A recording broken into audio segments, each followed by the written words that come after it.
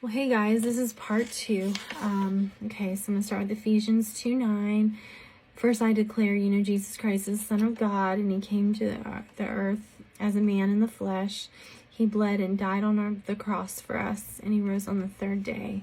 And he's the Son of God, and he was born of a virgin, for all the other naysayers out there.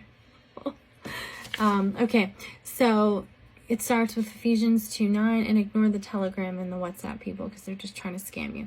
Not of works, lest anyone should boast. See, salvation's a free gift. No one can boast about it. Okay, the little message. Loss of power is coming. My child, there will be lots of outages all over the world, and then soon it will be a worldwide blackout and EMP will follow. Darkness will fall. Obama will rise. Keep looking. Remember, when the nukes go up, you go up. My real calendar date will be revealed soon. You will hear the trumpet. Redemption draws nigh. Look up. Colossians 1:11. Strengthen with all might according to his glorious power for all patience and long-suffering with joy. John 2:7. Jesus said to them, fill the water pots with water, and they filled them up to the brim.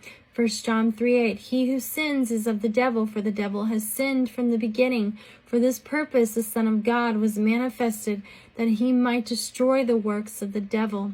John 4:5. So he came to a city of Samaria, which is called Sychar, near the plot of ground that Jacob gave to his son Joseph.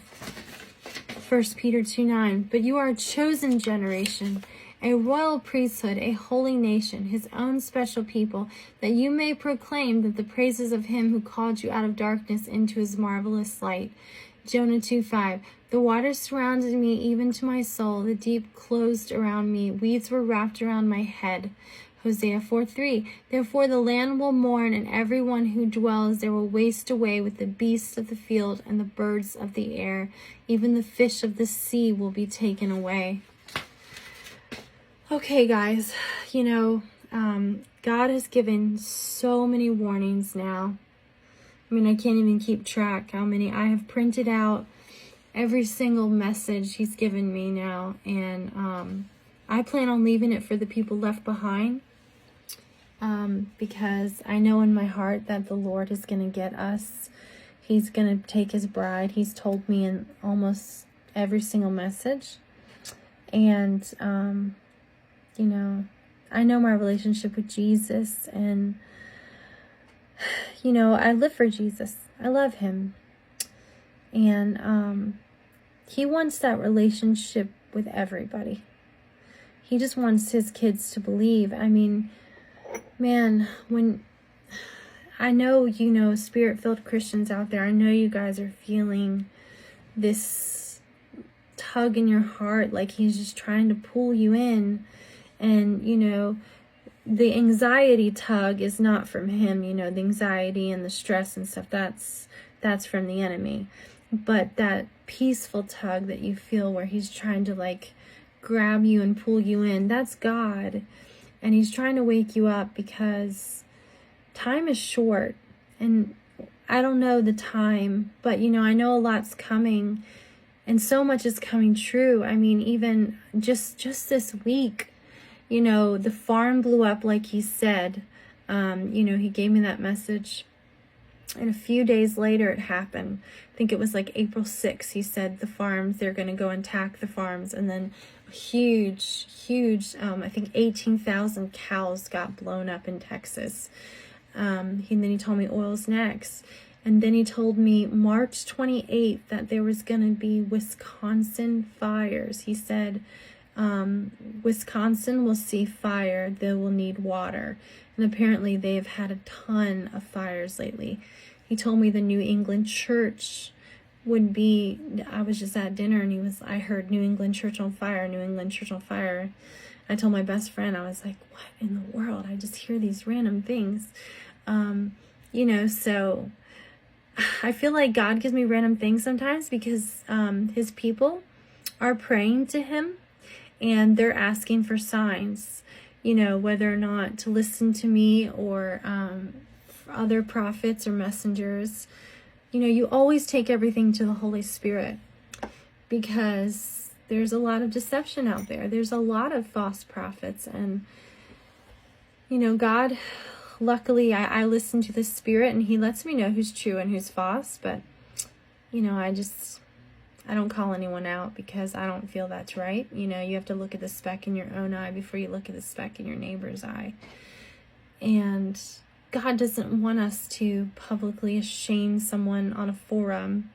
If you have something to say and you think that person's being deceived, then you ask them in a message, you know, with gentle and love and correction, not, you know, privately, not scoffing people. But guys, I mean, everything he's saying is coming true. I mean, even the green, I saw a video today how there's like another green comet or something coming. And then, you know, he told me meteorites falling, and then I found out that like there's supposed to be like a meteorite shower. And he's told me all this in advance before it's even like been on the news or anything. And like I said, I don't have time to watch videos. People tag me and stuff so much, and I'll be honest, like I can't watch them all. I'll like look at them for a second and then I have to move on. Honestly, I don't want to confuse my brain. I mean, I like confirmation. So like if you've heard me say something and it confirms it, just when you send me the video, just send me that little message. Hey, you know, the Wisconsin fires, here you go, it came true. That way I can keep it in my notes and stuff for the people who like need dates and everything, because the whole point is to share the gospel. We're trying to wake people up. And when people who are not believing in Jesus, and then they see that the words are coming true, it might change their mind. You know, it's just like all those people who didn't believe that there'd be a rapture or anything like that. When it finally happens and he takes his bride, those people that you have been witnessing to are going to remember. And they're going to be saved because they're going to come to Jesus and they're going to die for his glory. You know, I mean, why die for his glory when you can make the rapture? You know, you just believe in him with all your heart, and it's your faith. And it's a free gift. Can't boast about salvation. And, you know, sometimes it's exhausting because there's just so many people that don't believe. And it's just hard. It's just really hard, especially when you know loved ones that you try to wake them up and they refuse to listen. And here's what I think. You just have to keep witnessing. Even though they think you're nuts or crazy, you just have to keep witnessing, because that one person you witness to, they may be saved, and then they might witness to another 10 people, and then another 10 people may witness to 25 people, and 25 people to 1,000 people. So the numbers grow. So just have a lot of faith and just be bold and speak out for Jesus.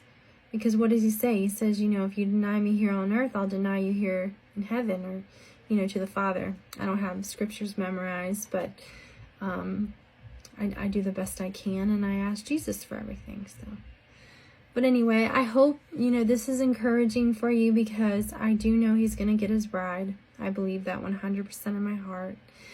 And he's told me, and a lot of his messages are coming true. So if you're one of those people on the fence and you're just not believing, ask Jesus.